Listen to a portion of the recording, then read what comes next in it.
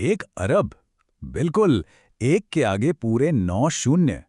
1 minute के लिए जरा इस नंबर को सोचिए। ये कोई छोटा मोटा आंकड़ा नहीं है। क्या आप अंदाजा लगा सकते हैं कि ये किस चीज का नंबर है? दरअसल इतने ही लोग हर साल अर्थ डे यानी पृथ्वी दिवस के अभियानों में जमीनी स्तर पर हिस्सा लेते हैं। ये सच में बहुत बड़ा नंबर है। और पता ये क्या बताता है? ये बताता है कि कैलेंडर में दिखने वाली ये तारीखें सिर्फ दिन नहीं हैं। ये एक बहुत बड़े बदलाव और एक ग्लोबल मूवमेंट का हिस्सा हैं। तो चलिए, आज के इस एक्सप्लेनर में सीधे मुद्दे पर आते हैं। आज हम 2026 की उन खास तारीखों पर एक डिटेल नज़र डालेंगे जो सिर्फ हमारे इतिहास या विज्ञान को ही नहीं दिखाती, बल्कि आगे दुनिया किस तरफ जाएगी ये भी तय करती हैं। एक तरह से समझिए कि ये तारीखें आने वाले वक्त की ग्लोबल प्राथमिकताओं का एक पूरा रोड मैप है। आज के इस एक्सप्लेनर में हमारी चर्चा कुछ इस तरह आगे बढ़ेगी। सबसे पहले हम बात करेंगे वैश्विक आयोजनों की ताकत की, फिर देखेंगे विज्ञान और नवाचार का जश्न, उसके बाद जल संकट का समाधान, फिर स्वास्थ्य और पृथ्वी को प्राथमिकता देना, और आखिर में 2026 के प्रमुख पड़ावों पर नजर डालेंगे। सेक्शन 1, वैश्विक आयोजनों की ताकत। देखिए, ये जो नेशनल या इंटरनेशनल दिन होते हैं ना, ये सिर्फ छुट्टियां मनाने के लिए नहीं होते। ये हमें याद दिलाते हैं उन बड़ी वैज्ञानिक कामयाबियों की, पर्यावरण को बचाने की तत्काल जरूरत की, और हाँ, देश के गौरव की भी। ये बताते हैं कि हमारा इतिहास क्या रहा है और अब हमें किस दिशा में आगे बढ़ना है। और अगर प्रतियोगी परीक्षाओं के नजरिए से बात करें तो ये तारीखें एकदम गेम चेंजर साबित होती हैं। यूपीएससी, एसएससी, बैंकिंग या रेलवे किसी भी परीक्षा के जनरल अवेयरनेस सेक्शन को क्लियर करने के लिए इन महत्वपूर्ण दिनों और इनकी थीम्स को याद रखना बहुत जरूरी है। यह सिर्फ सामान्य ज्ञान नहीं है, यह कंपटीशन में आगे निकलने का एक जबरदस्त हथियार है। आगे बढ़ते हैं सेक्शन 2 की तरफ, विज्ञान और नवाचार का जश्न। फरवरी का महीना और उसमें 28 तारीख। ये दिन भारत के वैज्ञानिक इतिहास और उसके भविष्य दोनों के लिए बहुत बहुत खास है। राष्ट्रीय विज्ञान दिवस की ना एक पूरी ऐतिहासिक यात्रा रही है। जरा इस टाइमलाइन पर गौर कीजिए। 1928 में इसी दिन एक बहुत बड़ी और क्रांतिकारी खोज हुई थी, रमन प्रभाव की। इस खोज के लिए 1930 में सर सीवी रमन को नोबेल पुरस्कार से सम्मानित किया गया। फिर कई दशकों बाद 1986 में राष्ट्रीय विज्ञान और प्रौद्योगिकी संचार परिषद ने इस दिन को राष्ट्रीय दिवस घोषित करने का प्रस्ताव रखा, और आखिरकार 1987 में भारत ने अपना पहला राष्ट्रीय विज्ञान दिवस मनाया। है ना कमाल की बात? एक वैज्ञानिक खोज कैसे एक राष्ट्रीय उत्सव बन गई। तो सबसे अहम बात यहाँ ये आती है कि 2026 के राष्ट्रीय विज्ञान दिवस की आखिर थीम क्या है, और वो है विमेन इन साइंस कैटलाइजिंग विकसित भारत, यानी विकसित भारत को बनाने में विज्ञान के क्षेत्र में महिलाओं का योगदान। ये सीधे तौर पर बताता है कि महिला सशक्तिकरण और वैज्ञानिक प्रगति दोनों एक दूसरे से कितने गहरे जुड़े हुए हैं। यही देश के विकास की नई रफ्तार तय कर रहे हैं। अब आते हैं सेक्शन 3 पर, जल संकट का समाधान।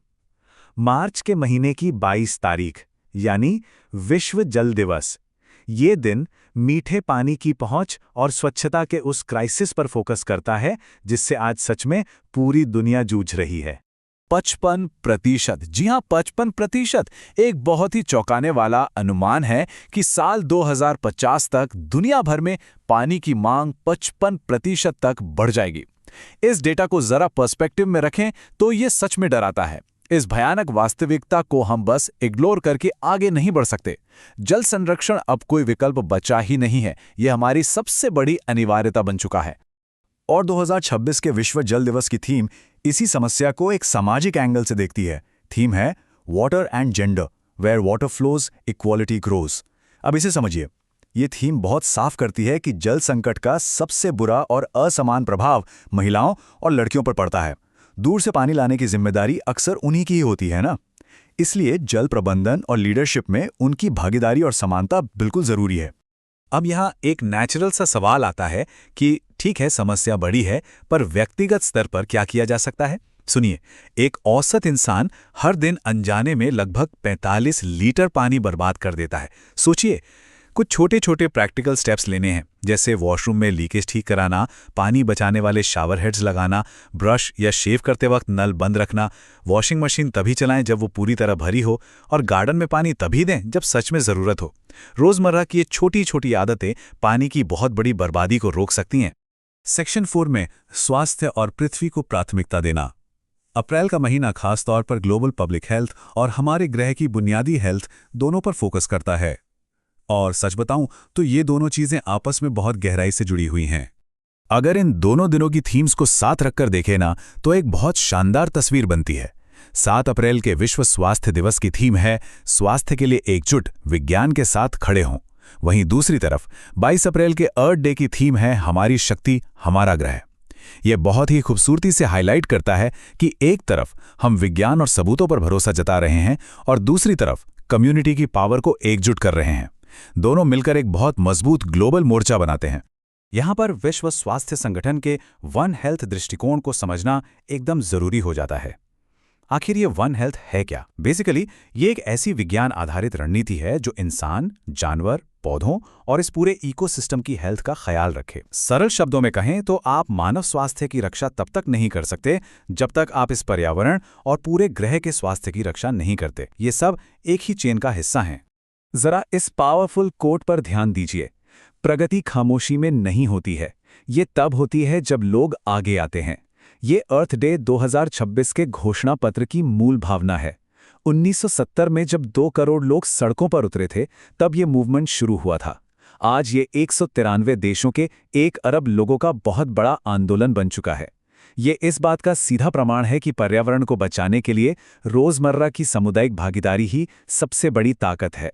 आखिर में सेक्शन 5 2026 के प्रमुख मील के पत्थर। चलिए अब जल्दी से एक रैपिड फायर रिव्यू करते हैं साल के बाकी महत्वपूर्ण दिनों का। चाहे आप परीक्षा की तैयारी कर रहे हों या इतिहास को समझना चाहते हों, ये जानकारी बहुत अहम है। अगर साल की पहली छमाही पर नजर डालें तो 12 जनवरी को हम मनाते हैं राष्ट्रीय युवा दिवस, जो स्वामी विवेकानंद जी की जयंती है। फिर 26 जनवरी गणतंत्र दिवस, जिस दिन हमारा संविधान लागू हुआ था। 11 मई को राष्ट्रीय प्रौद्योगिकी दिवस है, जो 1998 के पोखरण 2 परीक्षणों की याद दिलाता है। और 5 जून को आता है विश्व पर्यावरण दिवस, जो सीधे तौर पर क्लाइमेट एक्शन से जुड़ा है। ये वो दिन है जिन्होंने हमारे राष्ट्र और विश्व की दिशा तय की है। जो लोग आने वाली परीक्षाओं को टारगेट कर रहे हैं ना, वो अपनी टाइमलाइन को याद रखने के लिए इसे एक मिड ईयर चेक पॉइंट की तरह देख सकते हैं। दिमाग में जानकारियों को इस तरह के ब्लॉक्स में बांटकर रखना मेमोरी को बहुत शार्प बनाता है और चीजें आसानी से याद रहती हैं। चलिए अब साल के दूसरे हिस्से पर आते हैं। 11 जुलाई विश्व जनसंख्या दिवस, जो बढ़ती वैश्विक आबादी की चुनौतियों को हाईलाइट करता है। 26 जुलाई है कारगिल विजय दिवस, जो 1999 के युद्ध में हमारे शौर्य का प्रतीक है। फिर 15 अगस्त स्वतंत्रता दिवस, और ध्यान रखने वाली बात यह है कि 2026 में हमारी आज़ादी के 80वें साल की शुरुआत होगी। ये सच में एक बहुत बड़ा ऐतिहासिक पल होगा। और आखिर में 1 दिसंबर को HIV एड्स की रोकथाम के लिए विश्व एड्स दिवस मनाया जाता है। साल के अंत का ये रिव्यू साफ दिखाता है कि इन तारीखों पर महारत हासिल करना कितना जरूरी है। ये सिर्फ परीक्षा क्लियर करने की ट्रिक नहीं है, बल्कि एक जागरूक नागरिक बनने का तरीका भी है। जब तारीख के पीछे का इतिहास पता होता है ना, तो आज के वर्तमान को समझना थोड़ा आसान हो जाता है। तो चलिए इस एक्सप्लेनर के आखिर में हमारे सामने एक बड़ा और विचारोत्तेजक सवाल खड़ा होता है। 2026 के इन सारे ग्लोबल आयोजनों में से आखिर सबसे ज्यादा व्यावहारिक और जमीनी प्रभाव कौन सा दिन लाएगा? क्या यह अर्थ डे पर लोगों का एक साथ आना होगा, या फिर जल संकट को लेकर उठाया गया कोई बड़ा कदम? एक बात तो पक्की है, इन तारीखों की असली वैल्यू किसी कैलेंडर के पन्ने पर नहीं, बल्कि हमारे रोजमर्रा के कामों में छिपी है। आगे की सोचिए और खुद तय कीजिए।